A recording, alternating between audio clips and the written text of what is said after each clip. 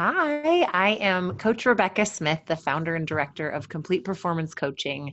We specialize in helping young athletes, specifically gymnasts and a lot of figure skaters, sort of the scary sport athletes, build confidence, overcome fear, and we do it through one-on-one coaching, all virtual, so it's all Skype and FaceTime.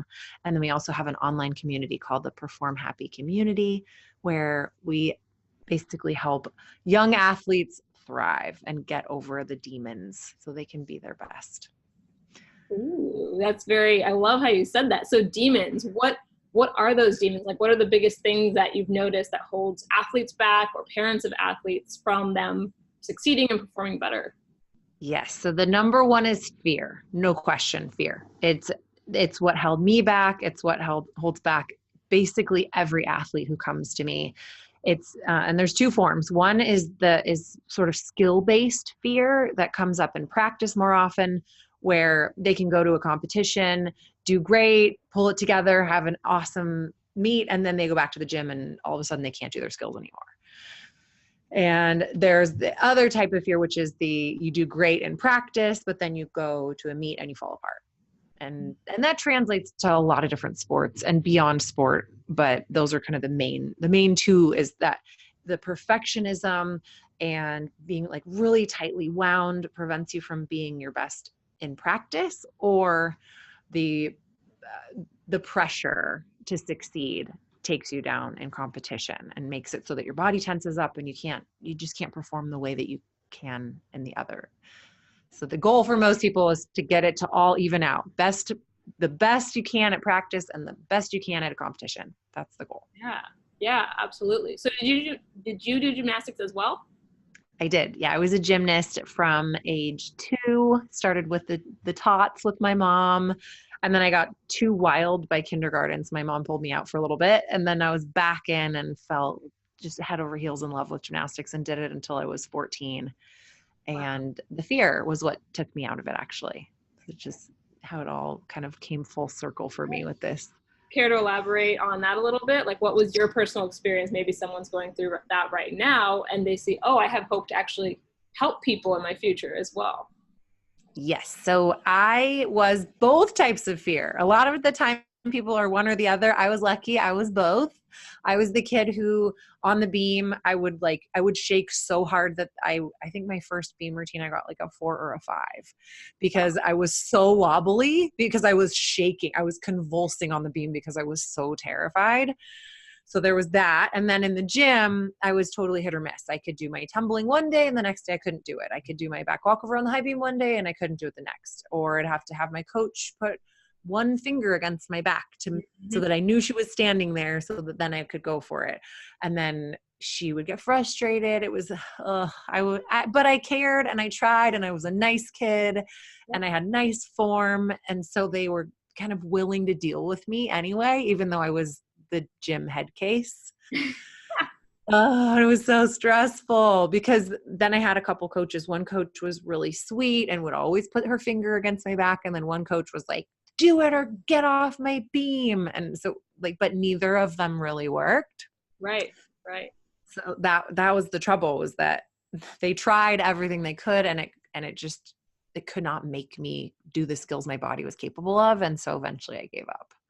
Right. So is that why you decided to focus on fear and anxiety in your business, or have you come across maybe coaching techniques that are affecting, like you said, affecting athletes' performance, and you want to kind of be that third, maybe they do have the polar opposite coaches and you want to be that kind of third angle and perspective for them? Yeah. So my path to this career was, I knew from age 12 at gymnastics camp, when a sports psychologist talked us through a visualization, I was like, I want to be a sports psychologist. Done. That is the coolest career I could ever even fathom. So I knew I wanted to, but it was sort of a meandering path, and I ended up coaching gymnastics for a long time in between. And I found myself yelling at the kids. I found myself spotting or not spotting. I found myself doing the same. I'm trying to be really nice. Okay, I'm trying to be really mean. Oh my gosh, what do I do? How do I get this kid to go for the skill? I tried all the stuff and none of it worked. And so I was so frustrated that I was like, there's got to be a way. There's got to be a way. It's not that these super talented, sweet, wonderful, perfectionist kids are just doomed. So in grad school, I dove into the research around fear and skill loss and was like, I'm going to figure this thing out. So it was basically my grad school project, was doing every paper I had to write. I was like, I'm writing it on fear. I'm writing it on anxiety. I'm writing it on gymnastics. I'm writing it on trampoline. I'm writing it on diving. I was like, all the fear, like, I'm going to figure this thing out. And then when I started doing more remote consulting, so working with kids all over the US, I found that people were all coming to me for fear because they had heard my story. Mm-hmm. And so that's literally what I do all day, every day, is back-to-back 12-year-old level 7s who are afraid of going backwards all day. And so I've gotten really, really good at it through just a ton of research, essentially, my own trial and error, but then also these kids being like, we'll try it. Okay, we'll try it. And then they start to get the results. And then now I know for sure there is hope. It was before, when I first started working with clients, I was like, I really hope I can help you, because that would be great for my inner 12-year-old if I could help you. Right. And now I know that I can, and it's just the most gratifying thing, because then these 14-year-olds are not quitting their sport. They're going on to live their dreams, or at least another year in the sport that they love. Right. And does shame ever come up in your conversations? So, for example, you have the fear of this, but, from my personal experience too, if you didn't do something right, or didn't go for something, or your coach got mad, your coach would be disappointed in you, your teammates might ridicule you, and then you feel like, I'm a bad gymnast, I'm this and that. Not guilty for, oh, I know I can do this, I didn't do that, but shame, actually, like thinking, I'm bad, I'm not good enough, I'm X, Y, and Z. And how do you, if that comes up in your conversations, how do you kind of talk them out of that shame talk? Yes. So that's like probably at least 50% of the problem, is the way we talk to ourselves in those, scary moments. Going, like, basically, these kids are so identified with their sport that they feel like, if I fail at my sport, I am a failure. Which is basically, shame is that, it's that feeling of not just I did something bad, but I am bad. I am not good. And so when they fail, they feel like a failure. When their coach says you're failing, they feel like a failure. When their parent says you're failing, even though that's not really the words that their coach or parent are using, but that's what it feels like. It's like, I'm a failure. I'm no good. My talent has run out. Yep. And so what we do often is I'll have them write down all the negative thoughts. What are the thoughts that would come up when you're standing there on the beam and you're feeling like you're going to stall out, or when you're frustrated, or you're overwhelmed, or you're struggling? What are the thoughts? What are the worries? What are the fears? And I have them just write them all out. And people are like, oh, I'm going to have so many. And they'll usually write down like 5 or 6 and be like, well, it's actually just those ones, which typically are something like, what ifs, what if I get hurt? What if I let my coaches down? What if I don't go? What if I get afraid? It's like fear of fear. Yeah. And so whatever those are and everybody's different, then we'll look at it and go, okay, are these useful? Are these thoughts, is it true? Is it useful? And what might be more useful? So if they're in this, like, I'm not good, then we'll go, okay, let's find some evidence that you are good. You mean to tell me you're a level 8 gymnast and you're not good at gymnastics? Like that, there's a mismatch there. Often I can find it. So you're a level 10 gymnast and you're telling me that you're no good. Like, okay, let's talk that through. And then they're like, well, I guess, yeah, okay. So like you say, having somebody come in who's not the parent or the coach, I can be neutral and be like, well, what's the truth? Actually, like, I don't know. Maybe you are no good, but let's be sure about that before you commit to it. Right. And then I teach them things like self-acceptance goals. So we like to set goals, but then there's got to be this underlying goal of, even if I don't reach my goal, I am okay. I am good. I am worthy. Even if I totally blow it, I'm still okay and worthy. And if they've got that going on, then they don't have to have this frantic, stressed out, like can't breathe, run toward the finish line or else kind of mentality. Then they can be like, oh, well, actually, I just really want to get this skill because it's cool. And I want to do well because I love it.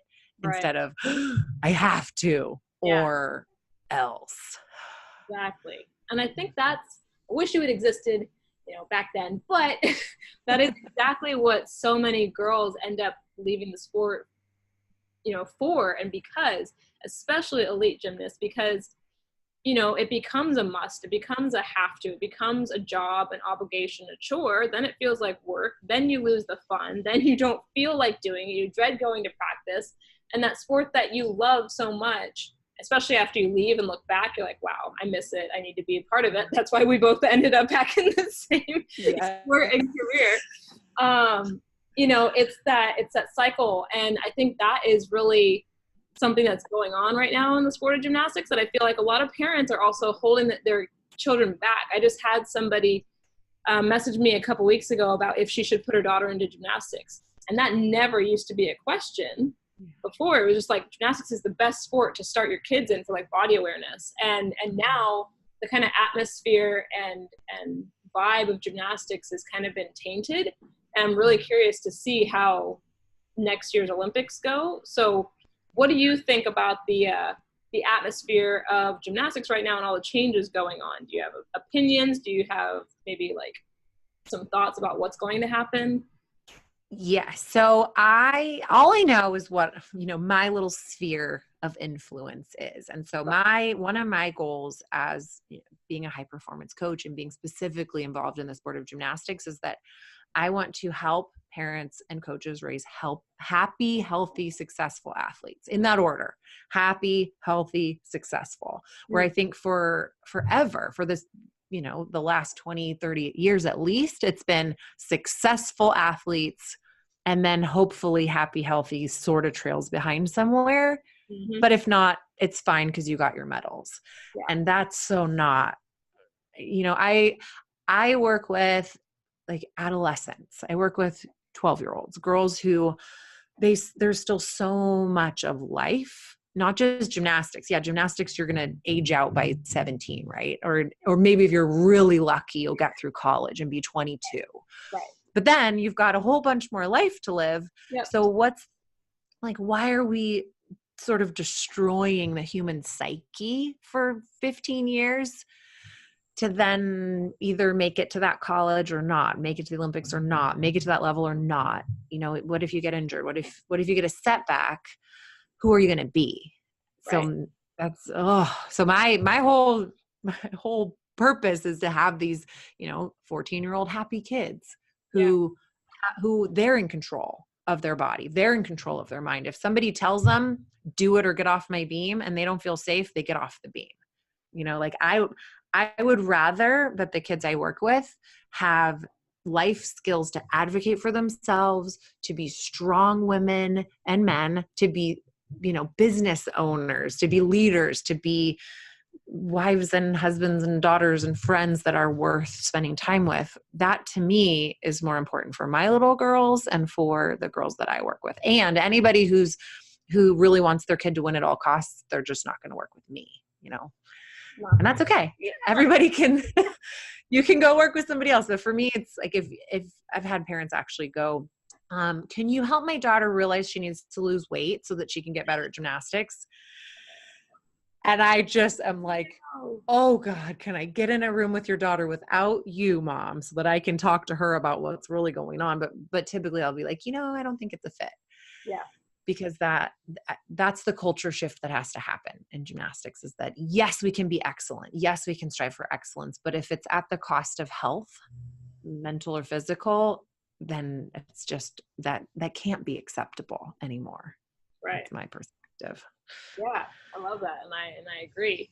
I have a couple more questions too. Let me see which order I want to ask these in. Let's go into, all right, the whole playing devil's advocate. Now those people who say, well, not everybody, should get a participation trophy and this and that. Like, not everybody can be winners. That's why we have first place, second place, third place. So what do you say to those types of people who do value, success and hard work and this and that, and not, I don't feel like doing my skill today and getting away with it because you just don't feel like it, kind of thing?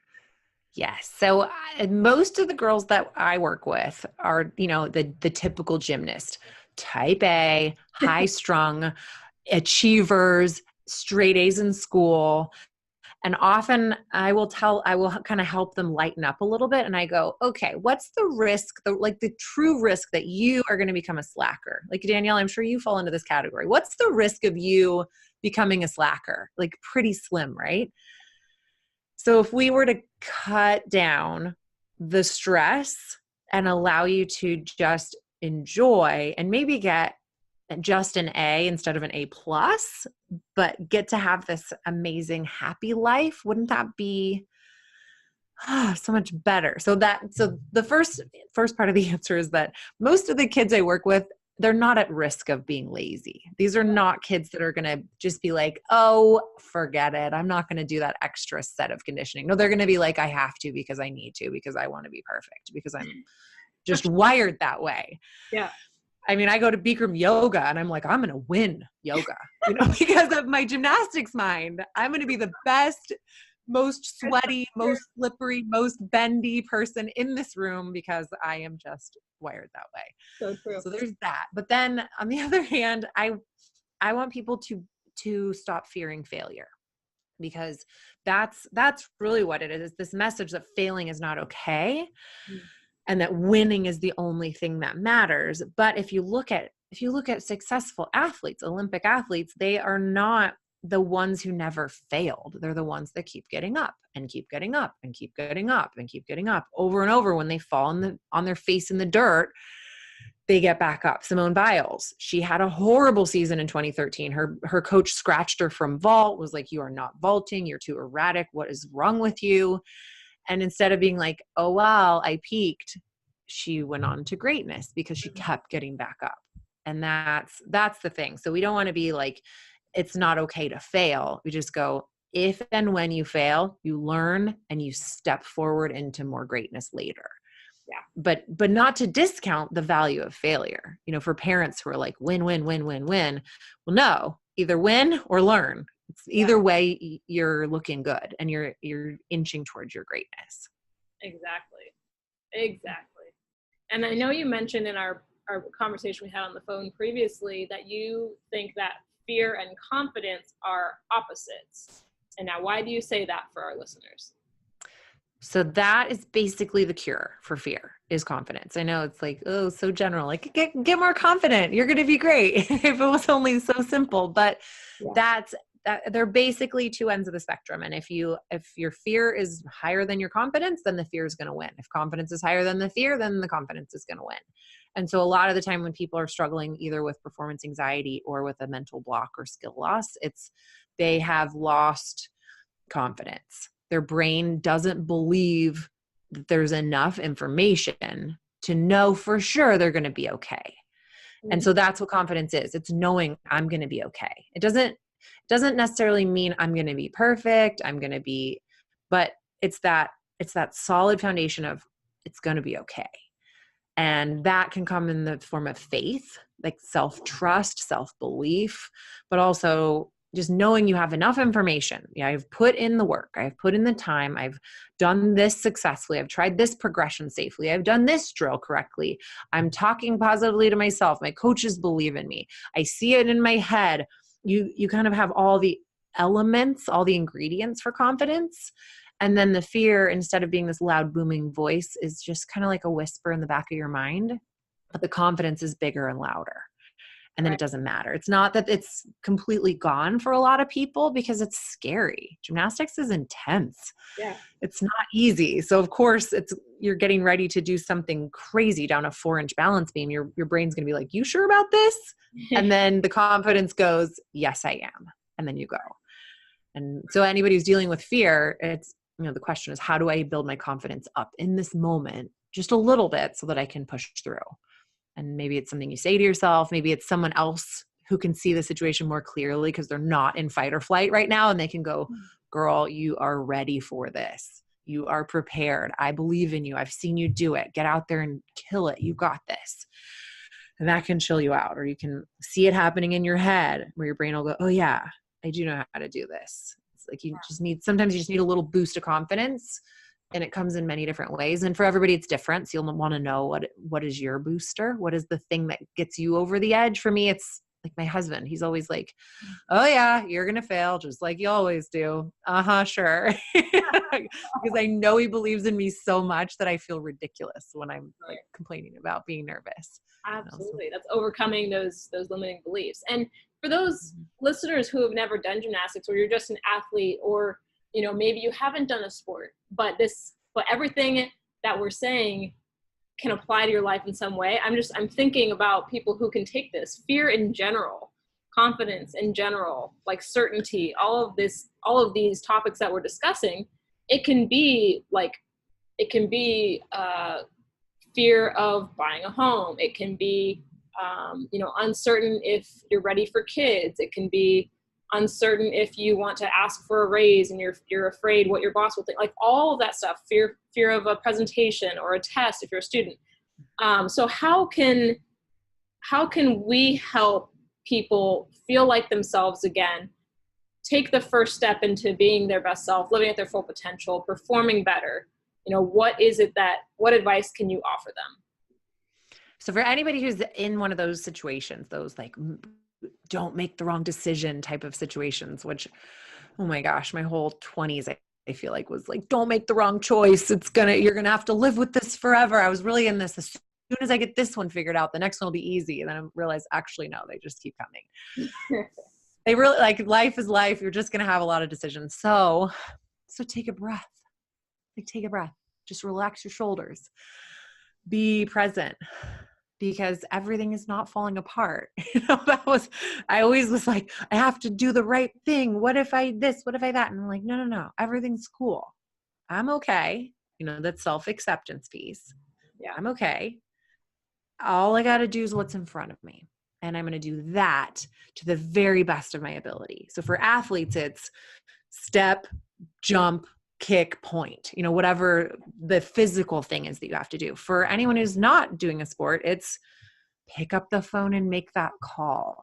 It's open the mail. It's go to the mortgage broker's office and fill out the application. It's really like I think humans, we just get into this whole like, oh, what if it's all going to go wrong? Gymnast, it's all going to crash and burn. Well, okay. So just what's in front of you, do that really well. And then the next thing that's in front of you, take a breath, get present, and do the next thing really well. And then repeat. And then when your mind spins out to the future, you pull it back to the present. And when it spins back to the past and the what if this happens again, you come back to the present and go, okay, what's in front of me? Do that really well. And then try and just keep going, really. Yeah, that's your only choice. That's all you got to do.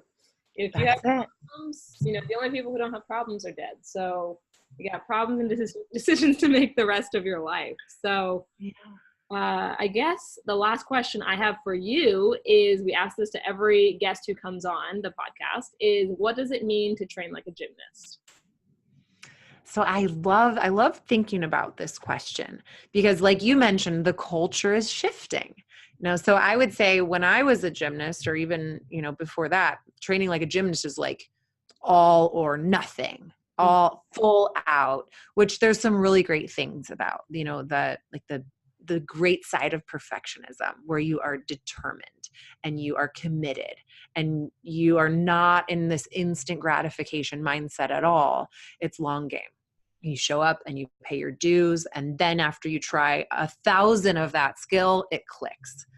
Yeah. And that I love about gymnastics. And that training like a gymnast is you're not in it for instant gratification. You're in it for the long game and those magical experiences of it all falling into place as a result of effort. But then at the same time, there's got to be, you know, I feel like it'd be great if people could get away from perfectionism, accept themselves through the process, and know that it is so not linear. It's not as easy as do 1,000 kips and then get your kip. It's somebody has to do 20, somebody has to do 5,000, and it's all okay. Yeah. We just keep training, basically. And and enjoying it. Hopefully, being surrounded by our girls and being in a pack of people who love to do it. And we're all sort of suffering and enjoying back and forth, suffering together through through the yoga class, through the whatever it is, suffering, and then walking out and being like, oh, it was awesome. I feel so great. Yeah. Oh, I love that. Oh, it's so good. Everything that we said was just so relatable and applicable. And I hope for everyone listening that you got more than one nugget out of this, these 20, 30 minutes, because I think that was wonderful. So if anybody has questions for Rebecca or wants to get in touch with her or wants coaching, go ahead and let them know how they can get a hold of you. Yes. So for one-on-one coaching and for everything really, the home base is completeperformancecoaching.com. And then I have the online membership program for young athletes. We also have not so young athletes in there as well, but primarily it's a lot of young gymnasts, and that's performhappy.com, where we have a whole bunch of courses and live trainings and lots of great support, direct coaching through the forums with me and with the other CPC coaches. So yeah, completeperformancecoaching.com is the main one, and then performhappy.com for the membership. Wonderful. Thank you so much for taking the time to be on 10-0. And I can't wait to be on your podcast as well. So for everyone listening, be sure to go ahead and head on over and listen to the episode where I am a guest on Rebecca's podcast. So I will put that in the link, so you can just go ahead and click that link in the description and get over there. Yes, the tables will turn shortly. Thank you so much, Danielle, for what you do and for having me on.